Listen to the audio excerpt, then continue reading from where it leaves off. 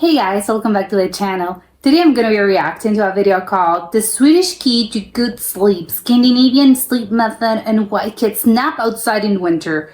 Never heard of kids napping outside or people sleeping in the winter, but I think we can all learn to sleep a little better. So I'm excited. Let's check it out and comment, like and subscribe. Oj, ska du följa med Gry?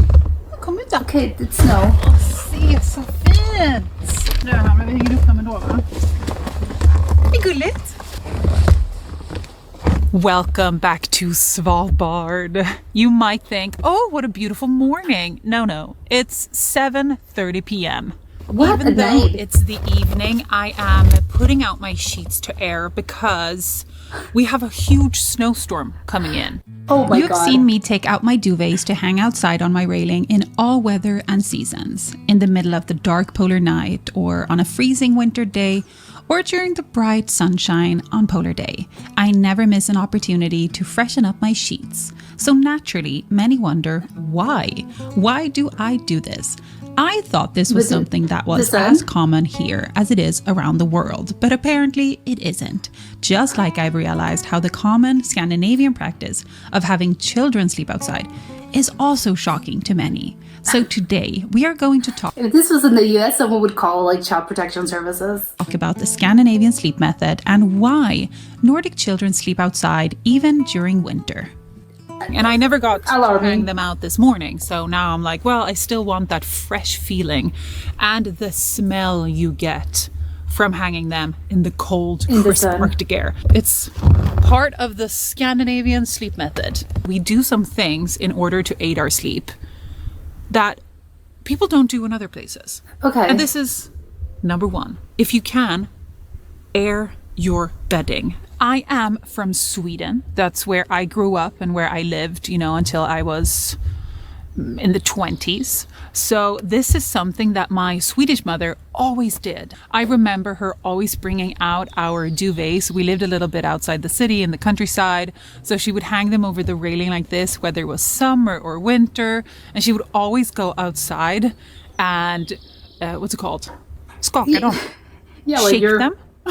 Yeah. She would skaka dem, which means she would shake them outside just to kind of I understood now, to get, the dust out and things like that. So this is just something that I've, of course, continued. And I've realized that this is not something that you do everywhere. It's one of those things that maybe is more normal in Scandinavia. Yeah. Which leads us to the question of why. What are the benefits? Hanging out duvets to air outside serves several beneficial purposes beyond just freshness. Okay, Firstly, like what? Exposure to sunlight helps to naturally disinfect and deodorize the duvet, eliminating any lingering odors and bacteria that may have accumulated over time. Some does Airing have a out smell. duvets outdoors also allows them to breathe, releasing trapped moisture and preventing the growth of mold and mildew. Makes sense. The gentle breeze aids in fluffing up the duvet, restoring its loft, and ensuring optimal insulation for warmth during sleep. Didn't know So that. this simple yet effective practice not only prolongs the lifespan of the duvet,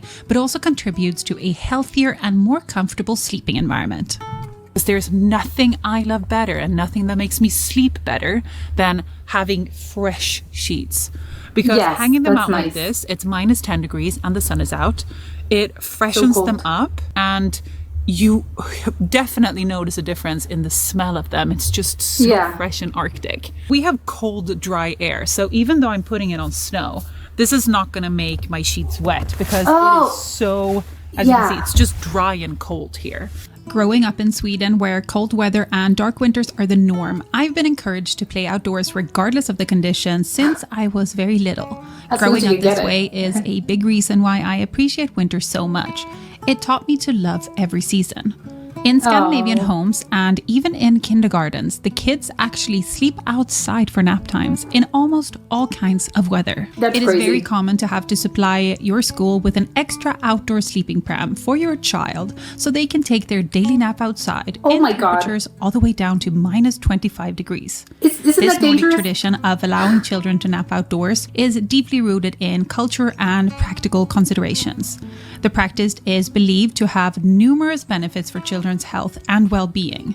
The crisp, fresh air of Nordic landscapes is thought to promote deeper and more restful sleep, while exposure to natural light helps regulate circadian rhythms, enhancing overall sleep quality. This custom is also deeply rooted in the belief that fresh air and nature plays a crucial role in a child's development. Sure, yes. Welcome back to a segment Grim has decided to call Internet Security Lessons with the head of Internet Security of Vestpynten. Grim has teamed up with NordVPN, who are sponsoring today's video, to help keep us safe online. Today, he is having a short presentation about why you should use NordVPN. Number 1, stay safe. A VPN hides your IP address, which adds security and anonymity when you connect to sites and services online. Number 2, threat protection. Downloading a file, threat protection checks it for malware. Clicking a link, threat protection blocks it if it leads to a malicious website. And best of all, it doesn't need an active VPN connection to work. Just enable the feature in the NordVPN app and enjoy a better version of the internet. Number 3, man-in-the-middle attack. Wi-Fi networks, especially free public Wi-Fi, can be compromised by criminals to intercept your data in order to steal things like banking information or just logging information. NordVPN encrypts your online traffic at all times to keep you safe. Head to nordvpn.com/Cecilia or use the code Cecilia to get 4 months for free on a 2-year plan. It is all risk-free with Nord's 30-day money-back guarantee. Let's head back to the video.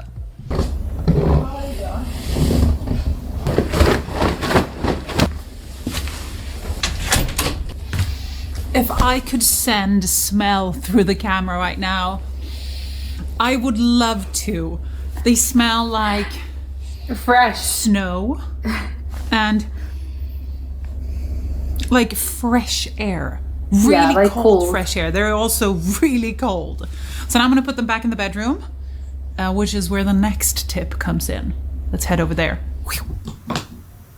Just like any other basic Swedish household, we have individual duvets. That's a little crazy. I cannot stress enough how amazing this is. And this really is the heart of the Scandinavian Sleep Method.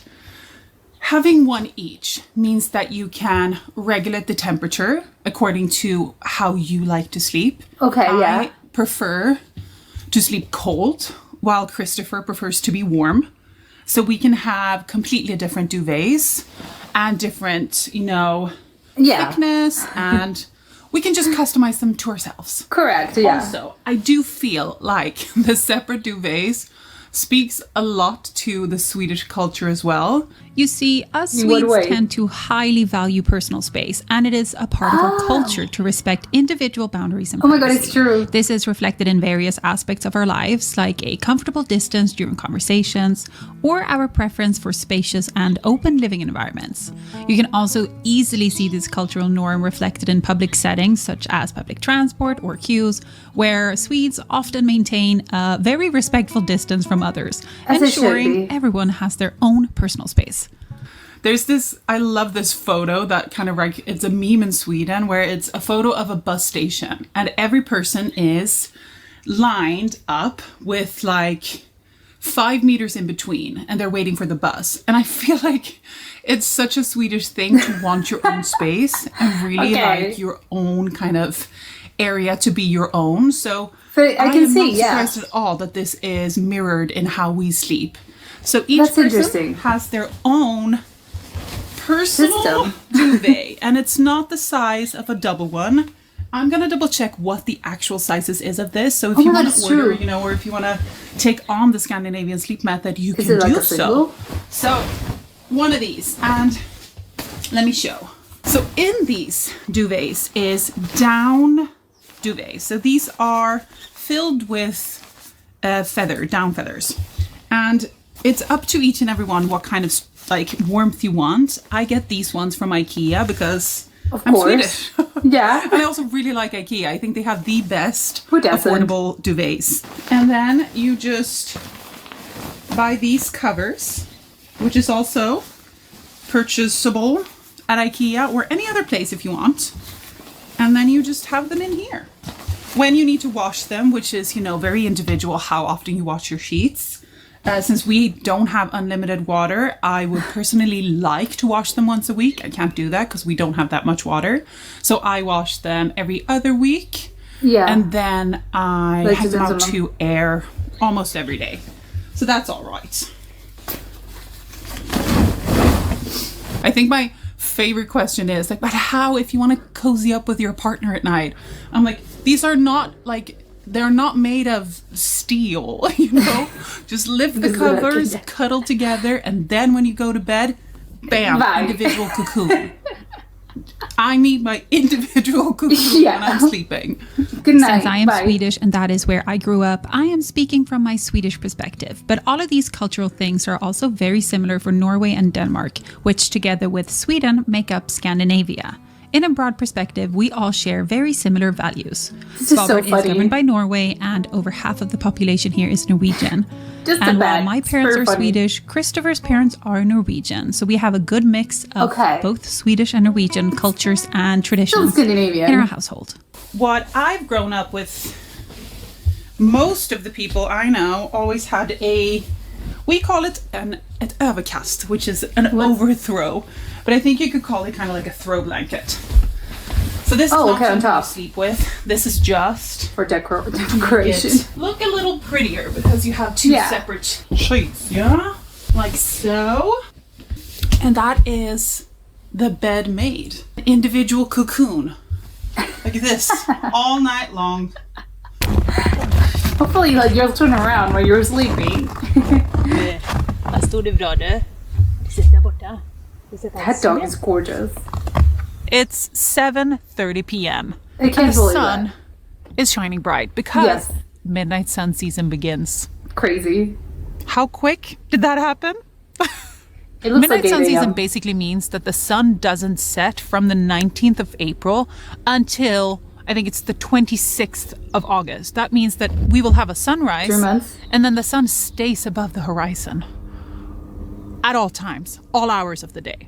So it's the opposite of polar night, which is why it's called polar day. So now that polar day has officially started, I always take a kind of a round in my bedroom, making sure that it is ideally set up. Because when it comes to sleep, this part of the season or part of the year is the hardest for me. Sleep for me is one of the most important parts of me staying healthy. Yes. I know that we all focus on, you know, kind of the whole picture. You know, we gotta eat right, we gotta work out, and then sleep well as well. For me, if I would put those in order, I would have sleep at the top.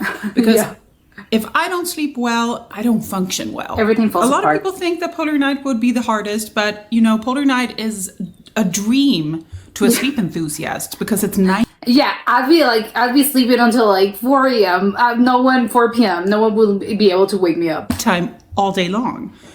During polar night, you only have to focus on waking up.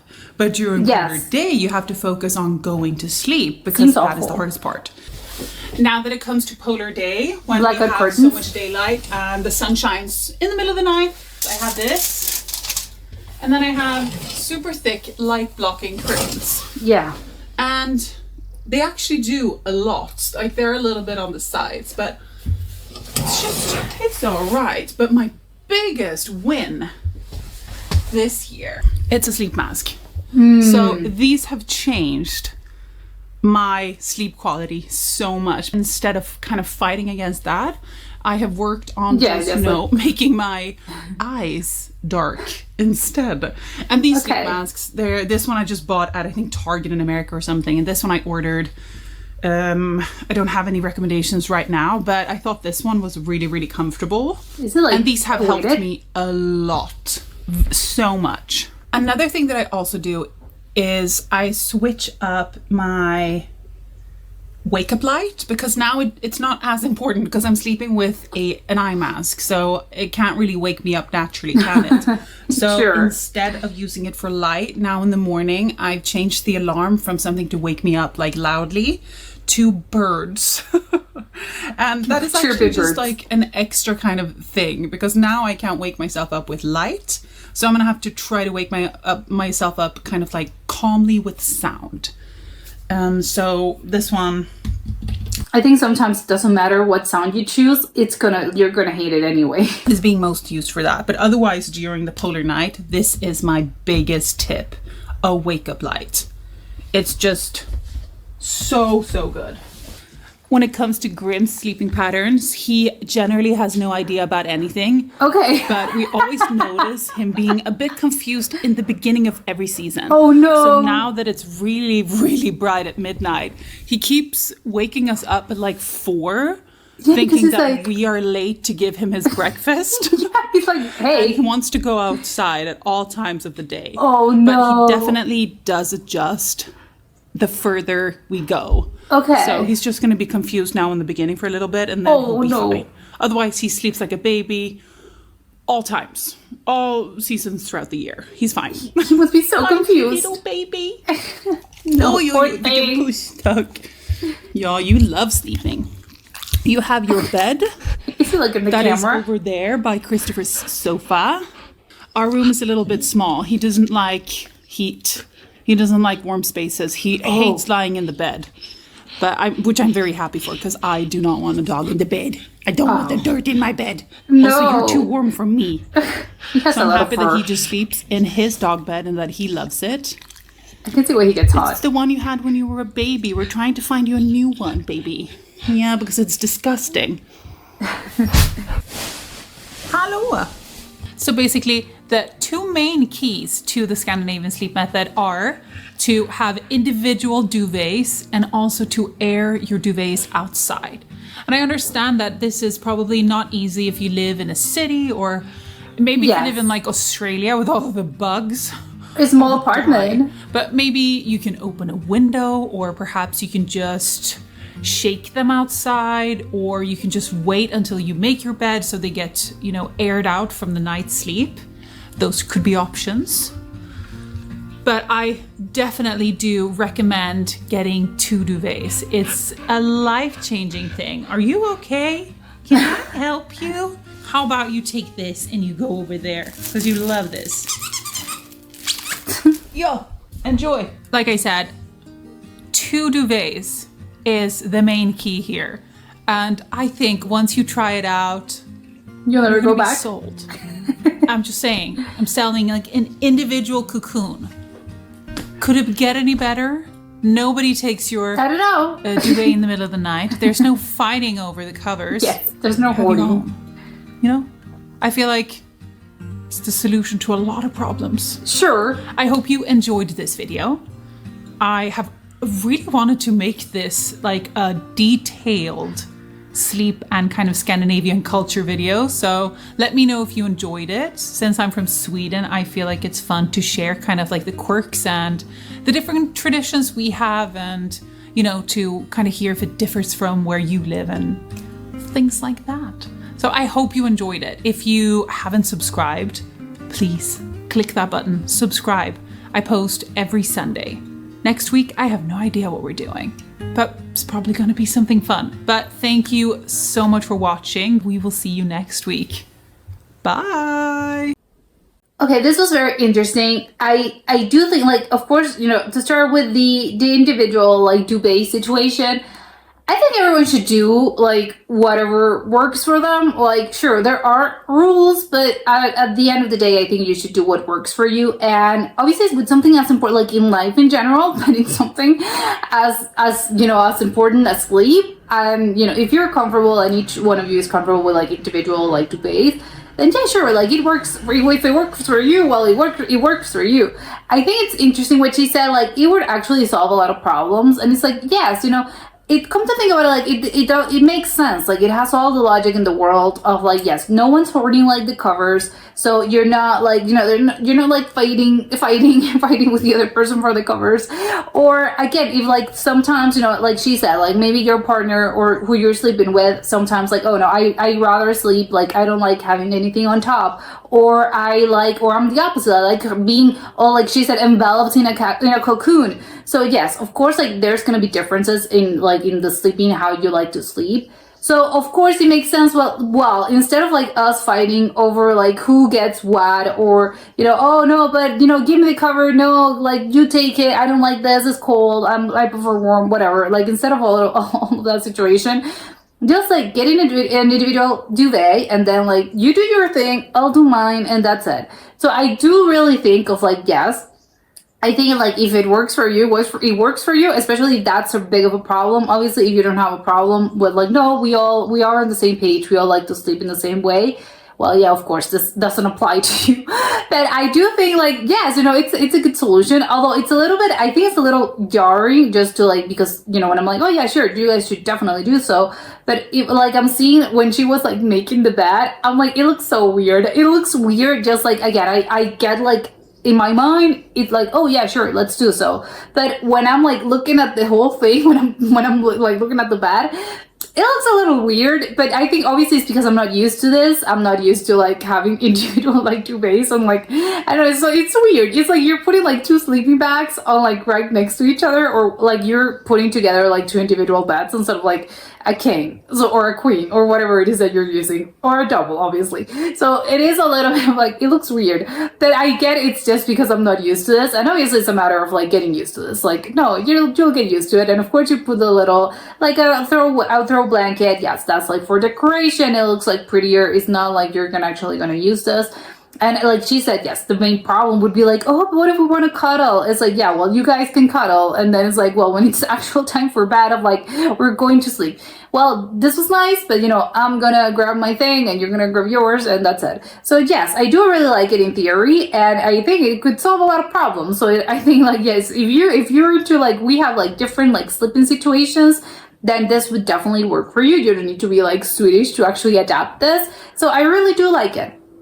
Although it's just a matter of like getting used to it.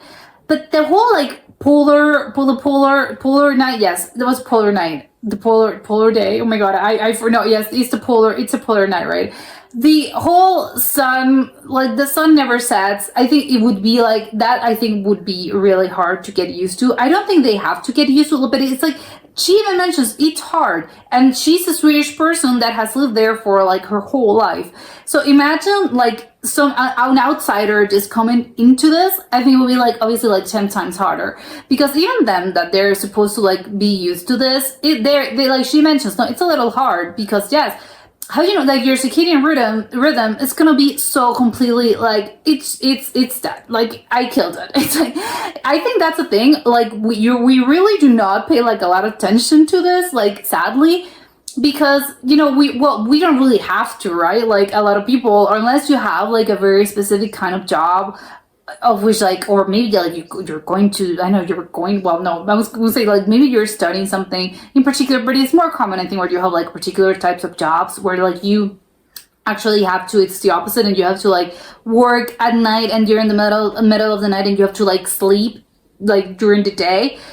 Like, unless that's a very particular sort of like situation and case, and maybe that doesn't really apply to you, but you're gonna start feeling it. Like your circadian rhythm is a thing of like, it's a thing. It's not about, oh, it's a made up thing. No, it's an actual thing. Like your bodies, like human bodies, are naturally used to this, and they are programmed, like our bodies are programmed to actually go to bed like when it's dark, like you want to sleep, you get tired, and when it's the day, like you do not want to sleep. Obviously situations like arise in which like, oh, I'm so tired, and even though it's like super, it's like it's bright outside, yes, I'm tired because I didn't get any sleep last night. Yeah, sure, of course, like there's like specific circumstances, but once you do so, like one day it's okay, but once it starts to get like one day and the other, and it goes by a week and 2 weeks and 3 weeks, like your body actually starts to suffer. Like you're gonna start feeling it. It's like, no, my body, like I think it needs to go to bed when it's like dark. I can't like do this forever.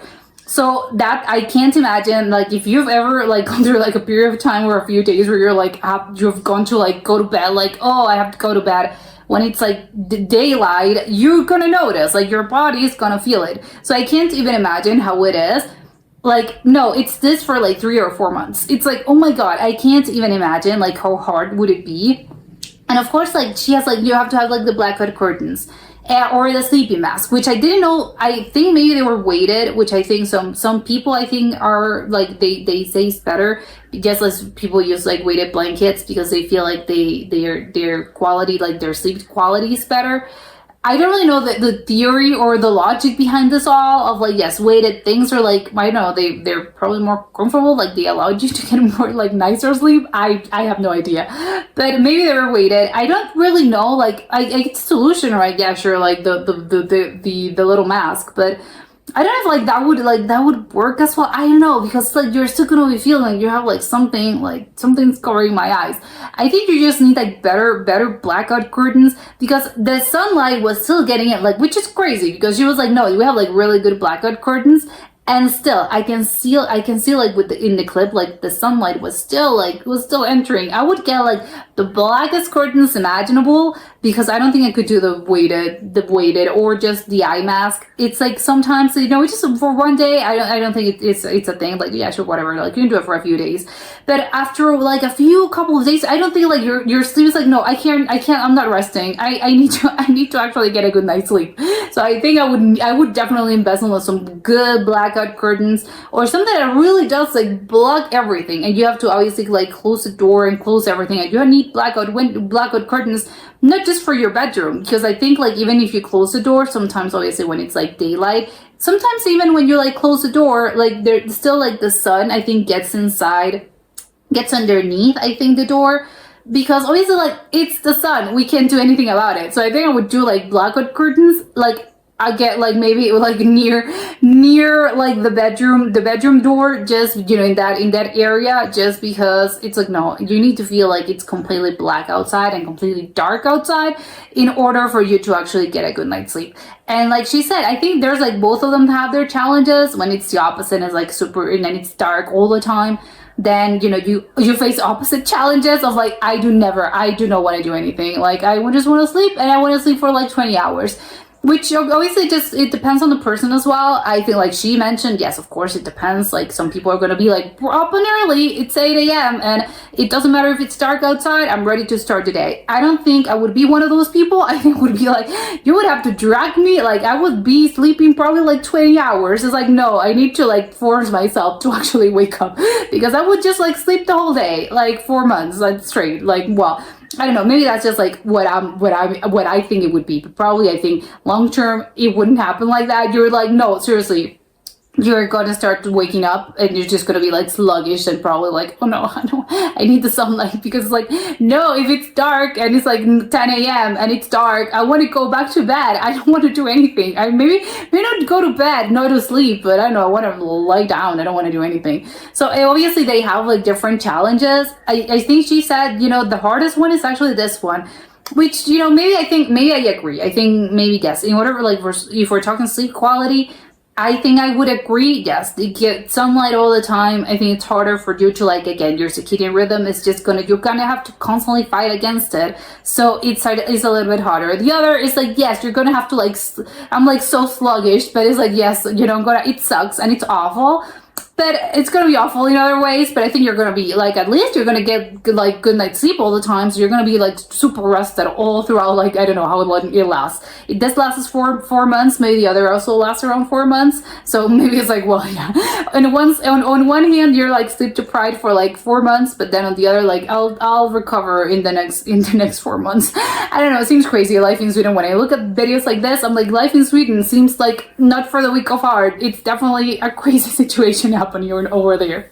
And that was it for today, and I'll see you next time. Bye.